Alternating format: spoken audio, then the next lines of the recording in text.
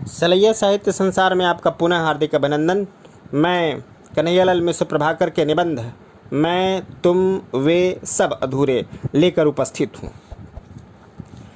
चश्मा लिए बिना आपका सिर दर्द ठीक हो ही नहीं जा सकता, एक अनुभवी मित्र ने कहा तो मैं मजबूर हो गया कि आँखों के डॉक्टर को आँख दिखाऊं। जीवन के आरंभिक वर्षों में पाधा जी ने जो वर्णमाला पढ़ाई थी उसकी फिर से तीव्र परीक्षा करके डॉक्टर ने कहा, your long site is all right, तुम्हारी दूर से देखने की शक्ति तो ठीक है। ताजी परीक्षा की जो थकान मुझ पर छासी रही थी उसे उतारते हुए मैंने कहा, डॉक्टर, संसार में लॉन्ग साइट तो सभी की ठीक है, निर्बल तो शॉर्ट साइट पास से देखने की शक्ति ही है। डॉक्टर खो गया, यह मैंने उसकी मुद्रा से जाना। ठीक भी है, यह आए दिन ऐसे रोगी देखता है जिनकी दूर से देखने की शक्ति निर्बल है, और मैं कह रहा हूँ कि डॉक्टर, लॉन्ग साइट तो संसार में सभी की ठीक है। राह टटोलते से उसने कहा, जी। मैंने उसके चारों ओर जैसे एक जाला और पूरक कर दिया। जी क्या डॉक्टर, ठीक बात है, संसार में दूर देखने की शक्ति तो सभी की ठीक है, निर्बलता तो पास देखने की शक्ति को ही घेर रखा है। और तभी मैंने यह सारा जाला समेट सा लिया। डॉक्टर, तुम्हारी स्त्री को सारे गुण मुझ में और सारे दुर्गुण तुम में दिखाई देते हैं, पर मेरी स्त्री को सारे दुर्गुण मुझ में दिखाई देते हैं। यह इसके अतिरिक्त और क्या है कि long site is all right. Doctor सुलझ गया। यस यस पंडित जी, यस यस यस, और सुलझ गया कि जोर से हंस पड़ा। तब सुनाई मैंने उसे एक अपनी कहानी। साहित्यिक क्षेत्र में प्रवेश करते करते ही मैं बनाया गया एक विशेषांक का संपादक। यह सूचना पत्रों में छपी और वे पत्र मेरी जन्मभूमि के पुस्तकालय में भी आए। समय की बात, मैं पुस्तकालय में बैठा, भीतर एक पुस्तक देख रहा और बाहर बरामदे में कुछ लोग पढ़ रहे थे पत्र। उस समाचार पर दो तीन का ध्यान गया और आश्चर्य कुहरा सा उन पर बरसा, तो बात चल निकली। यह सुनकर दूर बैठे एक सज्जन ने पूछा, कौन प्रभाकर? उन मित्रों ने बताया, समझाया तो बोले, अच्छा वो रामा मिस्र का लौंडा। मैंने सुना कि मान लिया कि मैं उनके पास हूँ तो संपादक, लेखक या और कुछ विशिष्ट भला कैसे हो सकता हूँ? मैं हूँ सिर्फ रामा मिस्र का लौंडा, और बस यही। डॉक्टर साहब हंसे और तब सुनाई उन्होंने अपनी भी कहानी। मैंने डॉक्टरी पास की तो अपने ही कस्बे के काम में लग गया। मैं जब देहात से आए किसी बीमार को देख रहा होता, पास पड़ोस की कोई बुढ़िया अपने पोते के लिए आती और ज़ोर ज़ोर से मुझसे कहती, अरे रामधन, ले इसकी आंख में ज़रा सी दवा डाल दीजो। यह सुनना भी एक साधारण बात थी।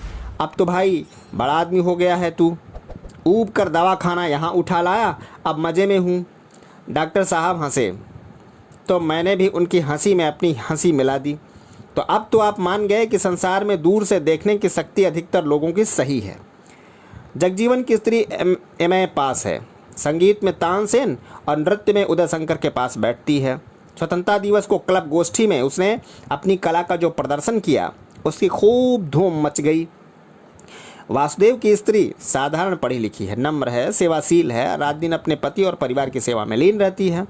रात में प्रायः जगजीवन कहता है, गाना नाचना तो मनुष्य सिनेमा में जाकर भी देख सुन सकता है, अपनी पत्नी से वह कुछ और ही आशा करता है।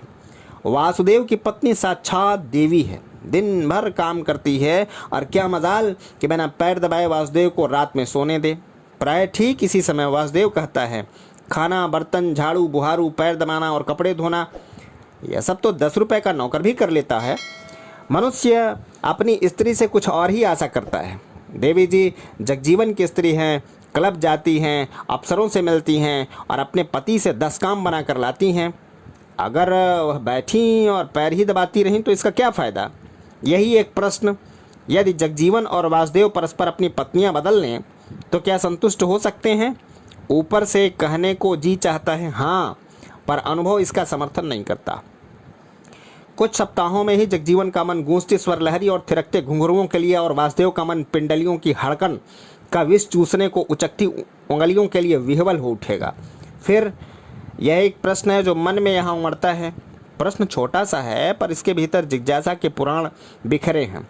फिर कुछ नहीं, बात यह है कि मनुष्य क्या चाहता है, क्या चाहता है, क्या चाहता है। न सत्य यह है और वह सब चाहता है, न यह न वह, चाहता है वह यह भी और वह भी। और कमाल यह है कि एक ही स्थान में, एक ही पात्र में, पर एक जीवन का सत्य चिर अतीत में संस्कृत के कवि ने पा लिया था, जो इस प्रकार है। प्रायेण सामग्र विधौ गुणानां परांगमुखी विश्व सृजः प्रवृत्ति। ब्रह्मा जी का स्वभाव सब गुणों को एक ही स्थान में एकत्र करने के विरुद्ध है।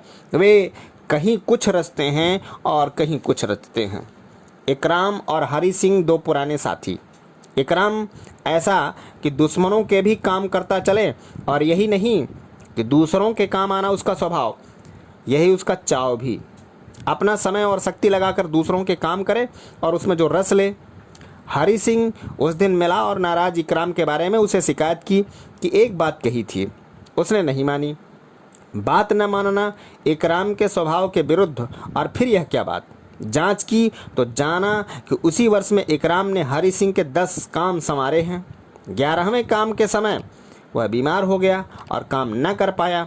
अब हरि सिंह उन 10 कामों की कहीं चर्चा नहीं करता, पर उस एक काम के नारे सब जगह लगाता है।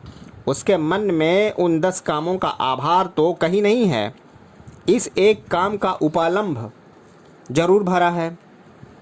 उस बच्चे की तरह जो दिन भर की सेवा में सायंकाल का पैसा न मिलने पर भूल जाता है और रूठा फिरता है। एक सार्वजनिक मित्र हैं श्री तेलूराम। वे तब थे डिस्ट्रिक्ट बोर्ड के प्रधान। उन्होंने मित्रों का एक मर्मस्पर्शी पर मनोरंजक अनुभव सुनाया। बोले, हर एक कहता है कि मैं इस पद पर रहते संस्था की प्रतिष्ठा का ध्यान रखूं, और हर एक चाहता है कि इस पद पर रहते उसकी अनुचित मांग का तुरंत पूरा करूं। कोई भला आदमी समुद्र के इन दो किनारों को एक साथ भला कैसे मिलाए? डॉक्टर कहता है कि वकालत में बड़ा आनंद है, वकील कहता है कि आनंद तो बस डॉक्टरों में है। एडिटर को ऑडिटर और ऑडिटर को एडिटर सुख में दिखाई देता है।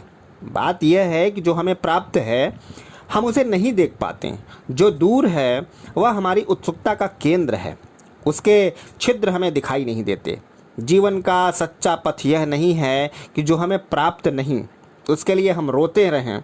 जीवन का सच्चा पथ यह है कि यत्न या तो योग से जो हमने पा लिया है उसे पहचानें, उसे अपने अनुकूल बनाएं, उसमें रस लें और संतोष का सुख पाएं। सब कुछ अधूरा हमें मिला, सब कुछ पूरा दूसरों को, यह मृग तृष्णा है, जीवन का दिग्भ्रम है। जीवन का सबसे बड़ा सत्य है, अपूर्णता है। मैं, तुम, वे सब अपूर्ण हैं, अपने में सब अधूरे। इस अपूर्णता का समन्वय, इस अधूरेपन का सदुपयोग ही जीवन की सबसे बड़ी कला है। जय हिंद, जय भारत।